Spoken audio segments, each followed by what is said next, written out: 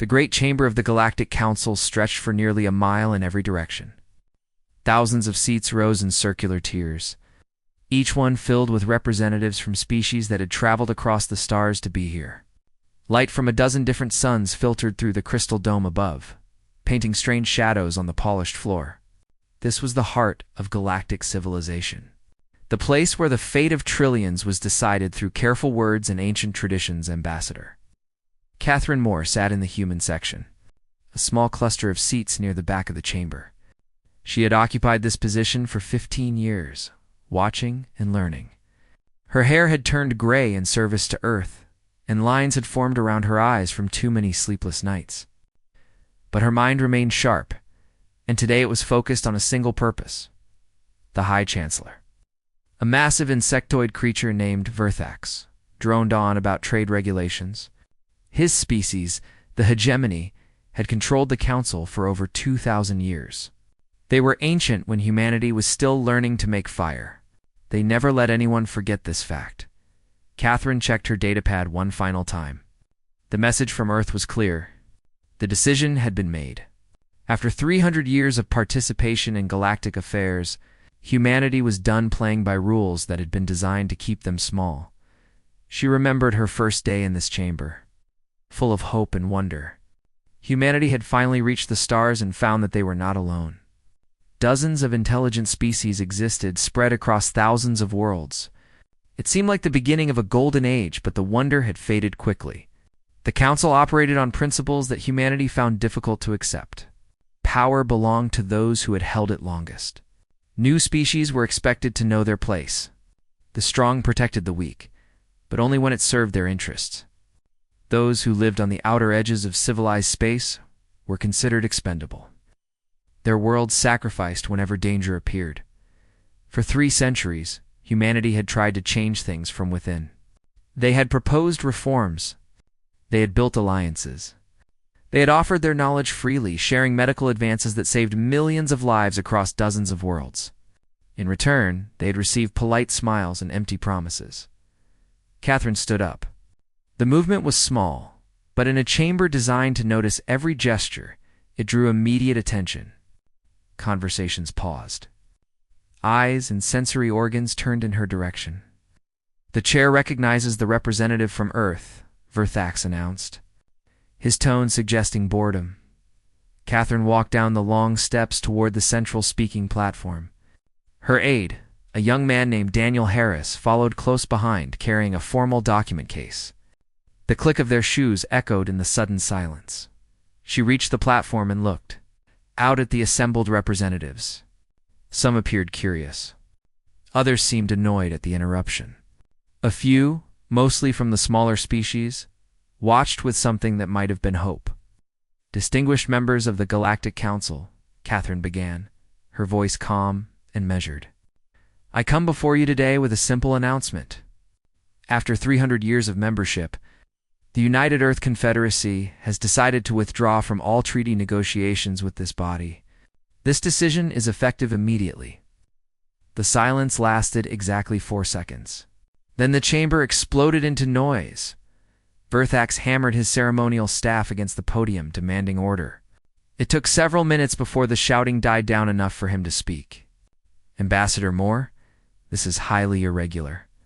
Withdrawal from treaty negotiations requires a formal petition and a waiting period of no less than we are not petitioning." Catherine interrupted. "We are informing. There is a difference." The Valkyrie delegate, Councillor Sithric, rose from his seat. His species resembled Earth's ancient dinosaurs, though they were taller and covered in iridescent scales. "You cannot simply leave. Your species signed the Compact of Integration. You are bound by its terms." "We have reviewed the compact thoroughly," Catherine replied. Article 7, Section 12. Paragraph 4 states that any member species may suspend participation in treaty negotiations. During times of internal restructuring, Earth is currently restructuring its relationship with the galactic community. We estimate this process will take approximately forever. A ripple of shock passed through the chamber. Some delegates actually laughed, though they quickly covered their mouths. Others stared in disbelief. Verthax clicked his mandibles rapidly, a sign of agitation in his species. Ambassador, I urge you to reconsider. Your species is young. You control only 12 systems. The galaxy is vast and dangerous. Without the protection of the Council, we survived for 200,000 years on a single world, Catherine said. We reached the stars on our own. We developed faster than light travel without assistance. I think we will manage. This is foolishness, Sithrak hissed. The Void Hunters raid the outer territories. Pirates infest the shipping lanes. Your people will be picked apart within a decade. Catherine smiled, but there was no warmth in it. That is kind of you to worry, Counselor. But I noticed that when the Void Hunters attacked the Corvani colony of Nestworld 3 last year, the Council fleet arrived 2 weeks after the colony had been destroyed. 12 million dead while your ships were busy protecting trade routes in the core systems. The Corvani ambassador, a small bird-like creature named Cheerup, shifted uncomfortably in her seat. Her people had lost much in that attack, and the Council's response had been a formal expression of regret and nothing more. We cannot protect everyone, Verthax said stiffly. Resources are limited. Difficult choices must be made. Yes, Catherine agreed. They must. And humanity has made its choice. We will protect ourselves. We will build our own future. And we will not sacrifice our values to fit into a system that treats living beings as acceptable losses. She turned and began walking toward the exit. Daniel fell into step beside her, his face carefully neutral. I guess Fazeter more. Cheerup called out, her voice thin and reedy. Surely there is something we can discuss. Some compromise that might. Catherine paused at the great doors. She looked back at the assembled representatives, these beings who had shaped galactic civilization for millennia. Some were genuinely concerned. Others were already calculating how to profit from humanity's departure. Most simply could not believe what they were seeing. For 300 years we asked for respect, Catherine said. We asked for partnership. We asked to be treated as equals. The answer was always the same. Wait. Be patient. Your time will come. Well, we are done waiting. Our time is now. The doors opened before her. Beyond them lay a corridor that would take her to the human diplomatic ship, and from there to Earth. Behind her, the chamber erupted into arguments that would continue for days. Catherine did not look back again. There was nothing left to say. The next phase had begun, and humanity would face it alone if necessary. They had done it before, on a small blue world circling an ordinary yellow star. They could do it again. Daniel waited until they were well away from the chamber before speaking. That went well, I think. Catherine allowed herself a small laugh. That was the easy part. Now comes the hard work. Do you think they will try to stop us? Some will try. Others will wait and watch. A few might even wish us well. She straightened her shoulders as they approached the docking bay. But none of that matters now. We have made our choice. There is no going back. The human ship waited for them, its hull gleaming under the station lights. Small compared to the massive vessels of the elder species, but built with care and determination. Catherine boarded without ceremony, ready to carry the news home. The galaxy had changed today. Though most of its inhabitants did not yet understand how much, 6 months passed after humanity's withdrawal from the Galactic Council. In that time, the great powers of the galaxy watched and waited. They expected panic. They expected desperate communications begging for reconsideration. They expected the young species to realize their mistake and come crawling back. None of this happened. Instead, humanity went quiet. Their ambassadors returned home. Their trade ships stopped visiting council stations. Their communications became brief and businesslike, limited to the minimum required by interstellar law. It was as if they had pulled a curtain around their 12 systems and disappeared behind it. Hi. Chancellor Verthax assured the council that this was simply a tantrum. Young species often go through such phases, he explained during a session. They will return when they understand the reality of their situation. The galaxy does not care about pride. Survival requires cooperation. Others were not so certain. Intelligence reports from the hegemony suggested unusual activity in human space. Construction projects on a massive scale. Fleet movements that made no strategic sense. energy signatures that did not match any known technology. When agents were sent to investigate, they found nothing but ordinary traffic and polite but firm refusals to discuss internal matters. Admiral Gregory Cole stood on the observation deck of Titan's station, watching the shipyard below with quiet satisfaction. 2 years ago, this facility had produced 3 vessels per month. Now it was completing 12, and 2 more shipyards were being built in neighboring systems. Commander Lisa Park approached with a datapad. Admiral, the latest production figures. Gregory took the pad and scrolled through the numbers. Weapons systems, shield generators, sensor arrays. Each category showed exponential growth. In the personnel training, ahead of schedule. We have 40,000 new officers completing advanced courses this quarter. Another 100,000 enlisted personnel are in basic training. Good. Gregory handed back the pad. What about the special projects? Lisa lowered her voice, though they were alone. Dr. Wright's team has made another breakthrough. They can now predict Void Hunter emergence points with 93% accuracy up to 6 hours in advance. Gregory allowed himself a rare smile. The Void Hunters had terrorized the galaxy for as long as anyone could remember. They appeared from nowhere, struck with overwhelming force, and vanished before any response could be organized. Entire civilizations had been destroyed by them. The Council's only strategy was to sacrifice outer colonies and hope the Hunters would be satisfied.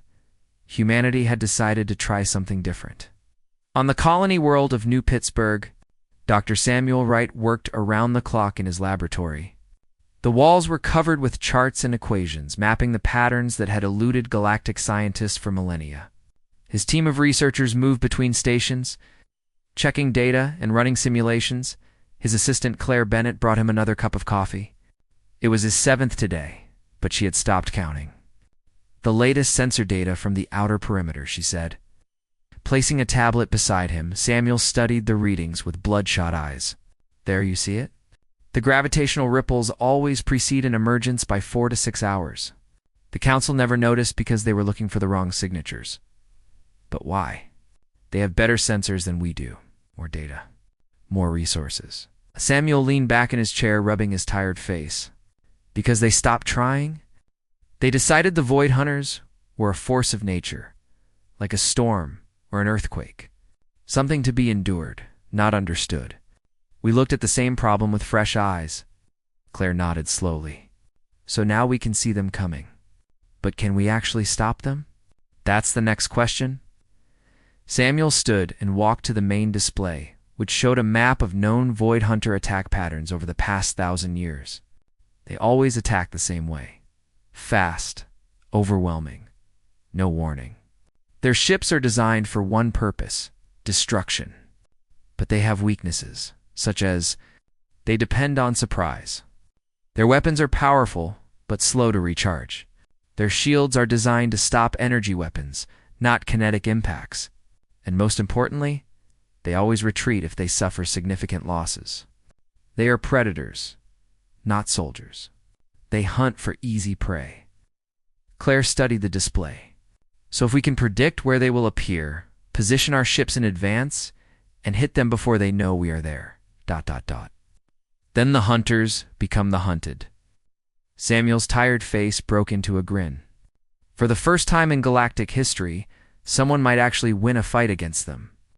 Meanwhile, in the outer reaches of human space, a different kind of preparation was underway. Captain William Hayes commanded a small squadron of patrol ships, running endless exercises in the dark between stars. His crews drilled constantly, practicing maneuvers that no galactic navy had ever attempted. Again, he ordered as his ship completed another simulated attack run.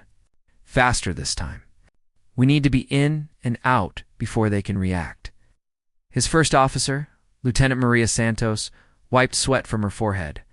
Sir, the crews are exhausted. We have been at this for 18 hours. The Void Hunters do not care if we are tired. William watched the tactical display as his ships reformed for another run. When the real fight comes, there will be no breaks, no second chances. We get it right, or people die. Maria nodded, understanding. Every person in the human fleet knew what was coming. They had seen the reports from Nestworld 3 and 100 other colonies that the Council had failed to protect. They had watched the official responses full of regret and empty promises. They had sworn that humanity would do better, back on Earth. Catherine Moore met with the Confederacy's leadership in a secure bunker beneath the Capitol. The room was plain and functional, designed for serious work rather than impressive displays. 6 months, said President Andrew Collins, studying the reports before him. 6 months, and not a single request for help. Not one attack. The Council must be confused. Confused and worried, Catherine agreed. Our silence frightens them more than any threat could. They do not know what we are planning, and that uncertainty keeps them from acting. How much longer can we maintain this position? As long as necessary? Our economy has actually improved since the withdrawal. Without Council trade restrictions, we have been able to develop new markets with independent worlds. Several Outer Rim species have already approached us about informal agreements. Andrew nodded thoughtfully. In the military preparations, ahead of schedule, Admiral Cole reports that we will have full defensive capability within 3 months. Offensive capability within 6. Offensive capability. Andrew turned the words over carefully. We told the Council we only wanted to defend ourselves. We do. Catherine leaned forward. But the best defense is making sure no one wants to attack you in the first place. When the galaxy sees what we can do, they will think twice about treating us as easy prey. The meeting continued for several more hours, covering every aspect of humanity's grand plan, resources, alliances, contingencies. Every detail had been considered. Every possibility mapped out. 300 years of patient observation had given them knowledge that no other young species possessed. When the meeting ended, Catherine stepped outside into the evening air. Stars were beginning to appear in the darkening sky, points of light that represented countless worlds and countless beings. Somewhere out there, ancient powers were wondering what humanity would do next. Let them wonder, she thought. Let them worry. For the first time in 3 centuries, humanity held the initiative. They would not waste it. The distress call came without warning, cutting through all frequencies with desperate urgency. Nestworld 7, a Corvani colony of 40 million souls, had detected Void Hunter ships at the edge of their system. The dark vessels were moving toward the populated moon with terrible purpose. In the great chamber of the Galactic Council, chaos erupted. Representatives shouted over each other, demanding action, assigning blame, proposing solutions that everyone knew would arrive too late. The Council fleet was positioned to protect the core systems, as always. By the time ships could be redirected, Nestworld 7 would be ash and memory. High Chancellor Verthax called for order, his mandibles clicking with stress. We must remain calm. The situation is tragic, but we cannot jeopardize the security of the inner systems by, my people are dying. Ambassador Cheerup shrieked, her feathers standing on end. 40 million lives. And you speak of remaining calm. The mathematics are clear, Counselor Sithrak said coldly. We cannot save them. We can only ensure their sacrifice protects the greater population. Cheerup collapsed back into her seat, her small body shaking with grief. Around her, other representatives from Outer Rim species watched in silent horror. They knew their worlds could be next. They knew the Council would make the same calculations, reach the same conclusions. Then the sensor operator spoke. Chancellor, we are detecting new contacts entering the Corvani system. Berthax turned sharply. What? The Council fleet cannot have arrived so quickly. They are not Council ships, sir. The operator's voice trembled slightly. They are human. The chamber fell absolutely silent. 17 human warships dropped out of faster than light. Travel at the edge of Nestworld 7's system. They were smaller than Council vessels, designed with clean lines and practical efficiency. At their head was the cruiser Defiance, its hull marked with the flag of the United Earths Confederacy. Captain William Hayes stood on the bridge, watching the tactical display with calm focus. The Void Hunter swarm numbered over 200 ships, their dark forms moving in patterns that had spelled doom for countless worlds. Against them, His 17 vessels looked like toys. All ships, this is Haze. Form up on pattern Omega 7. Weapons hot, shields at maximum. He paused, looking around at his crew. Their faces were pale but determined. They knew the odds. They were here anyway. Remember your training. These things have been killing for thousands of years because no one ever fought back properly. Today, we show them what happens when the prey refuses to run. The Defiance surged forward, her engines blazing against the darkness, on Nestworld 7. The Corvini watched the approaching doom with resignation.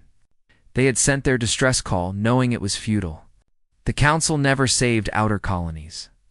They had made their peace with death. Then the human ships appeared on their sensors, racing toward the Void Hunter swarm. "What are they doing?" the colony administrator demanded. "They will be slaughtered." No one had an answer. No one could explain why 17 ships would challenge a force that had destroyed entire civilizations. It seemed like madness. It seemed like suicide. The two forces met at the edge of the moon's gravity well. The Void Hunters, surprised by opposition, hesitated for a crucial moment. In that moment, the human ships opened fire. The first volley was not energy weapons, which the Void Hunters' shields could easily deflect. Instead, the humans launched kinetic projectiles, chunks of metal accelerated to incredible speeds. They struck the dark ships with devastating effect. Punching through shields that had never been designed to stop physical impacts, 6 Void Hunter vessels shattered in the first 30 seconds. They are damaged. Lieutenant Maria Santos reported, her voice rising with excitement. "Their formation is breaking apart." "Press the attack," William ordered. "Don't give them time to regroup." Human ships dove into the swarm like wolves among sheep.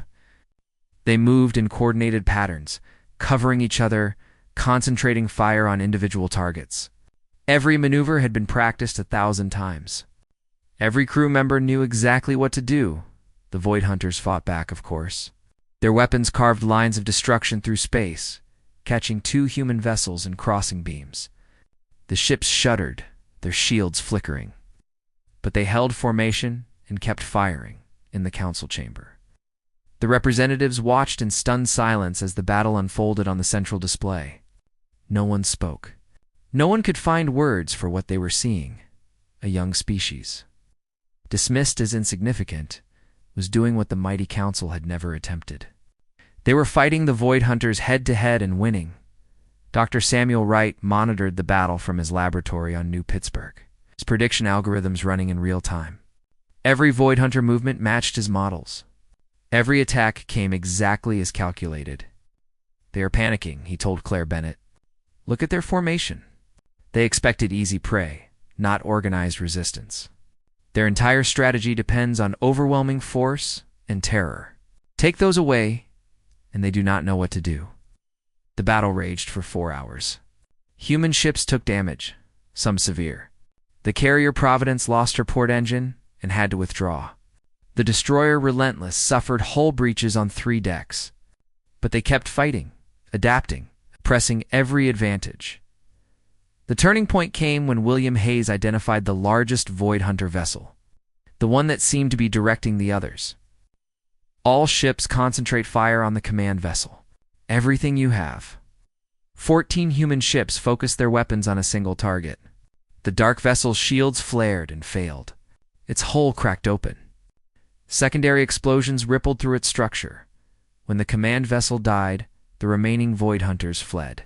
They scattered in all directions, disappearing into the darkness from which they had come. For the first time in recorded history, a Void Hunter swarm had been driven away from its prey. "Defiance to Nestworld 7, William transmitted, his voice rough with exhaustion. "Threat eliminated. Do you require medical assistance?" The Corvini colony administrator appeared on the screen, tears streaming down her feathered face. "Why? Why did you come?" "We are nothing to you. We have given you nothing." William considered the question for a long moment. Around him, his crew waited, equally curious about his answer. "Someone should have helped you a long time ago," he finally said. "Because 40 million lives are worth fighting for, no matter whose lives they are." Because humans do not leave people behind. The administrator bowed her head. We will never forget this. Never. In the council chamber, the silence continued long after the battle ended. Representatives stared at the display, trying to understand what they had witnessed.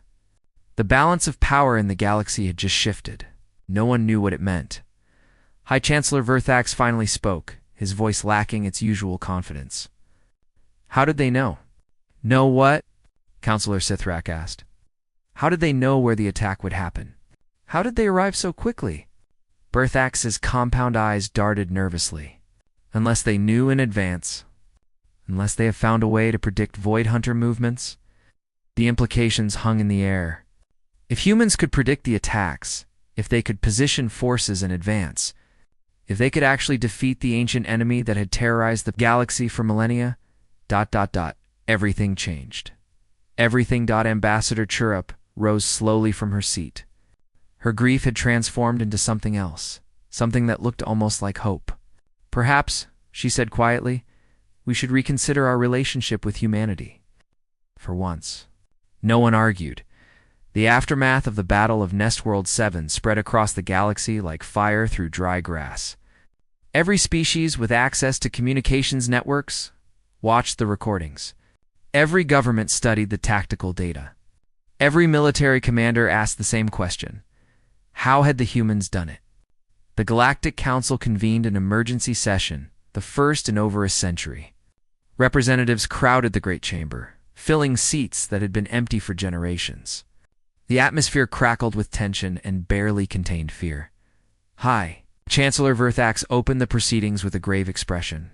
We are here to address an unprecedented situation. The humans have demonstrated capabilities that we did not believe they possessed. We must determine how to respond. Councillor Sithrak rose immediately. The response is obvious. The humans have become a threat to galactic stability. They must be contained before their power grows further. Murmurs of agreement rippled through sections of the chamber. The hegemony faction and their allies nodded along, already calculating how to reassert control. And how do you propose to contain them? Asked the Drenian ambassador, a soft-spoken being named Coordinator Ven. They just defeated a Void Hunter swarm. Our fleets have never accomplished such a thing. One victory does not make them invincible, Sithrak hissed. They have 12 systems. We have thousands. The mathematics favor us overwhelmingly. Mathematics favored the Void Hunters as well, Ven replied calmly. 200 against 17. Yet here we are. The argument continued for hours, voices rising and falling like waves against a shore. Proposals were made and rejected. Alliances shifted and reformed.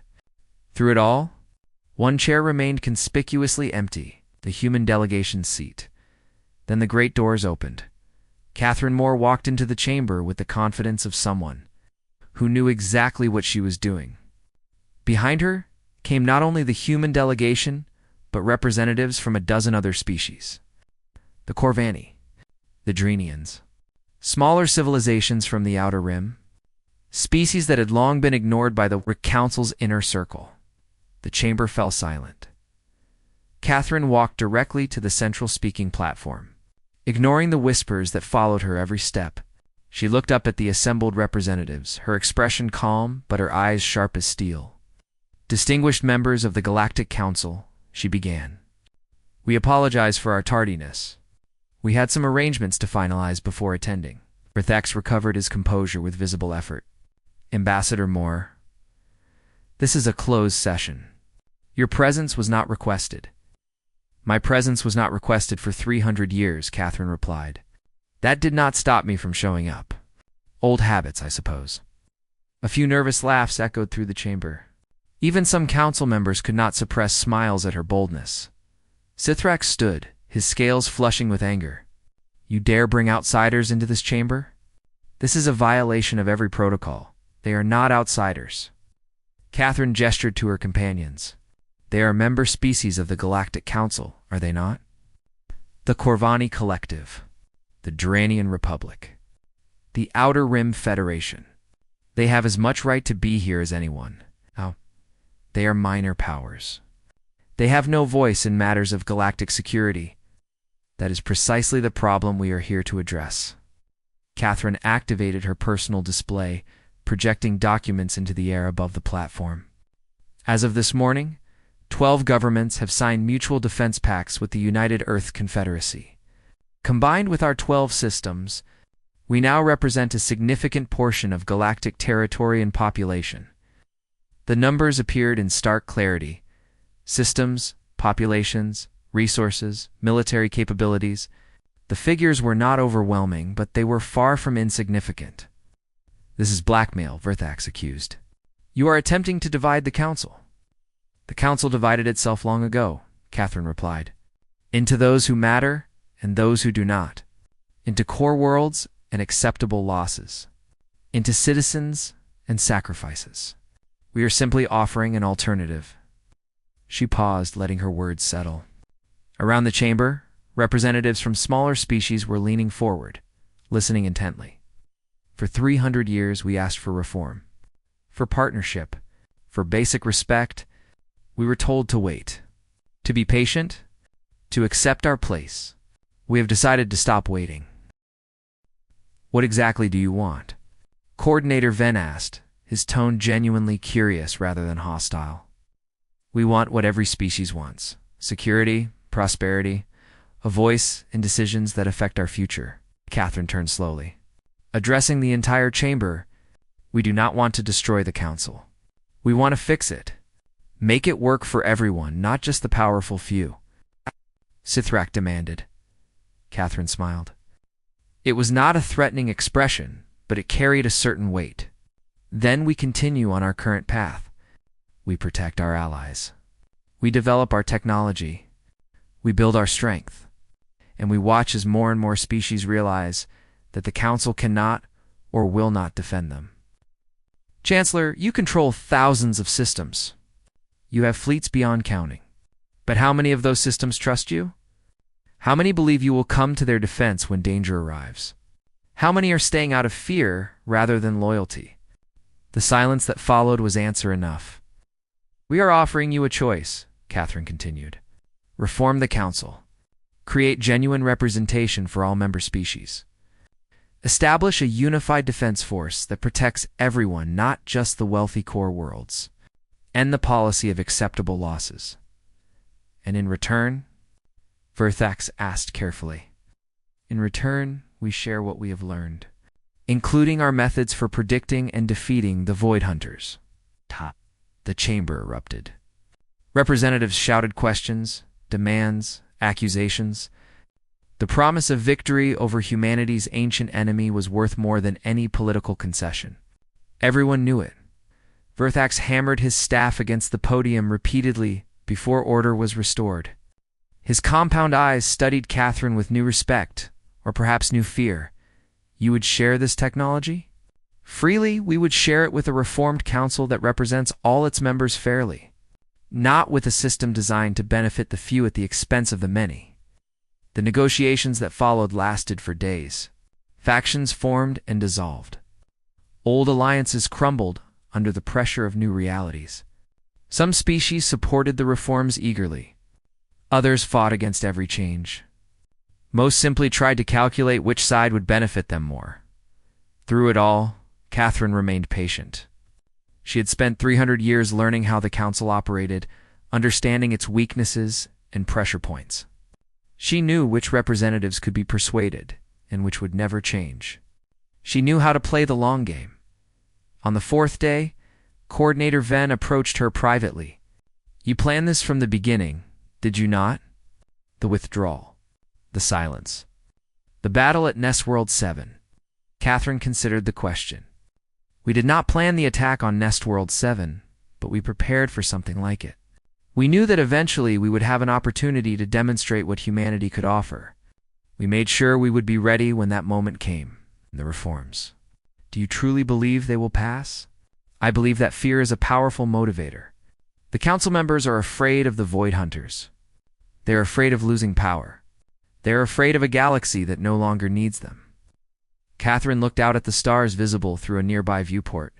"We are offering them a way to remain relevant. To be part of something better than what they have built. Some will accept. Others will not, but enough will choose hope over fear. Ven nodded slowly. Your species is remarkable. 300 years ago, you were new to the stars. Now you stand at the center of galactic politics, reshaping the very foundations of our civilization. We had good teachers, Catherine said. Every species that dismissed us, every insult disguised as protocol, every lesson in how power truly works, we learned from all of it. The vote was scheduled for the following morning. Catherine returned to her quarters, exhausted but cautiously optimistic. Whatever happened next, humanity had proven something important. They were no longer children seeking approval from elder species. They were equals, and the galaxy would have to accept that reality. One way or another, the morning of the vote arrived with a sense of anticipation that hummed. Through the corridors of Council Station, representatives gathered in small groups, speaking in hushed voices, making final calculations and last-minute deals. The fate of galactic civilization hung in the balance, and everyone knew it. Catherine Moore stood before a window in the human delegation's quarters, watching ships from dozens of species dock at the station. Sleep had been impossible. Too many variables. Too many ways for things to go wrong. But she had done everything she could. The rest was up to the galaxy. Daniel Harris appeared at her side with a cup of coffee. Nervous? Terrified, Catherine admitted, but that is normal. Anyone who is not terrified at a moment like this is not paying attention. The voting session opened precisely on schedule. High Chancellor Verthax presided with unusual solemnity, reading the proposed reforms in their entirety. Equal representation for all member species. A unified defense force with clear obligations to protect every world. An end to the classification of Outer Rim colonies as acceptable losses. Mandatory sharing of advanced technologies that could benefit all. The debate that followed was surprisingly brief. Most arguments had been exhausted over the preceding days. Representatives simply stated their positions and sat down. For once, the council operated with something approaching efficiency. When the vote was called, the chamber fell silent. Each representative's choice appeared on the central display as they entered it. Green for approval. Red for rejection. The numbers climbed steadily, either side gaining a clear advantage. Catherine watched without breathing, her heart pounding in her chest. Behind her, the human delegation stood equally still, equally tense. The hegemony faction voted against, as expected. Their thousands of systems added a massive block of red to the display. For a moment, it seemed like the reforms would fail. Then the Outer Rim species began voting. One by one, they chose green. The Corvani, the Drenians. Dozens of smaller civilizations that had been ignored for centuries. Their individual numbers were small. Together they added up. The tide began to turn. Coordinator Ven cast his vote last among the reform supporters, pushing the green column ahead of the red. But the margin was still narrow. Too narrow, Verthax himself had not yet voted. As Chancellor, his choice came at the very end, a tradition meant to prevent the leader from influencing others. Now all eyes turned to him. The insectoid leader sat motionless for a long moment, his compound eyes studying the display. Catherine could only imagine what calculations were running through his ancient mind, power, legacy, fear, hope, all the factors that drove political decisions across every species finally. He entered his vote. Greened out the reforms passed by a margin of less than 3%. The chamber erupted into a mixture, celebration and dismay. Representatives embraced or argued depending on their positions. Historical rivals shook hands for the first time in centuries. New alliances formed in whispered conversations. Catherine allowed herself a single moment of pure relief. Then she straightened her shoulders and prepared for the work ahead. Victory was only the beginning. Implementation would take years of careful effort. 6 months later, Unity Station opened in neutral space, a massive facility designed to house the new Joint Command structure. Ships from 40 different species docked at its ports, their crews working together for the first time. The unified defense force was taking shape. Slowly but steadily, Admiral Gregory Cole oversaw the military integration from the station's command center. The challenges were enormous. Different species had different capabilities, different traditions, different definitions of basic concepts like discipline and honor. Creating a coherent fighting force from such diversity seemed almost impossible, but humans had experience building coalitions. Earth's history was full of examples, both successful and failed. Gregory applied those lessons carefully, giving each species responsibilities that matched their strengths, creating joint training programs that built mutual respect. On the Outer Rim, the first test of the new system came when Void Hunter scouts were detected near the Drenian border. Instead of panic and resignation, the response was immediate and coordinated. 3 fleets from 5 different species converged on the threatened area within hours, their commanders communicating through newly established channels. The scouts retreated without engaging. Perhaps they sensed that something had changed. Perhaps they were simply waiting for a better opportunity. Either way, the message was clear. The galaxy was no longer easy prey. Catherine visited Unity Station a year after the vote. The facility had grown since its opening, with new sections being added constantly to accommodate increasing cooperation. She walked through corridors where species that had been enemies for millennia now worked side by side. Ambassador Churup met her in the central plaza, her feathers gleaming with health and happiness. Ambassador Moore, thank you for coming. Thank you for having me. Looked around at the bustling activity. This is quite different from my last visit to a galactic station. Everything is quite different. Churup led her toward an observation deck. My people still talk about Nest World 7. They teach it in schools. The day when strangers came to help, expecting nothing in return. We are not strangers anymore. No, we are not. Churup paused at a window overlooking the docking bays. Human ships floated alongside Corvani vessels, their crews visible through viewports, sharing meals and conversation. Do you know what the children call your species now? The ones who stayed. The ones who fight. Catherine shook her head. They call you the stubborn ones. In our language, it is a compliment. It means people who refuse to accept what everyone says is impossible. That evening, Catherine met with the Leadership Council of the Unified Defense Force. Representatives from every member species sat around a circular table, equals in authority and responsibility. The discussions were practical, focused on supply lines and training schedules and threat assessments. Normal work for a normal government. When the meeting ended, Coordinator Venn approached her. A remarkable achievement, Ambassador. A year ago, half these species would not have spoken to each other.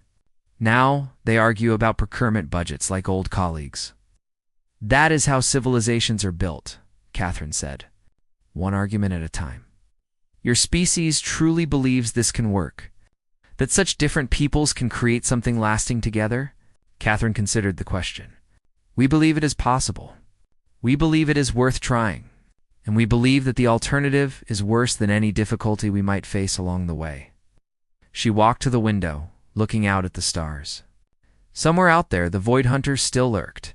New threats would emerge. Old rivalries would flare. The path ahead was long and uncertain, but humanity was no longer alone. And for the first time in galactic history, the small and weak had a voice equal to the great and powerful. That was worth any price. Daniel joined her at the window.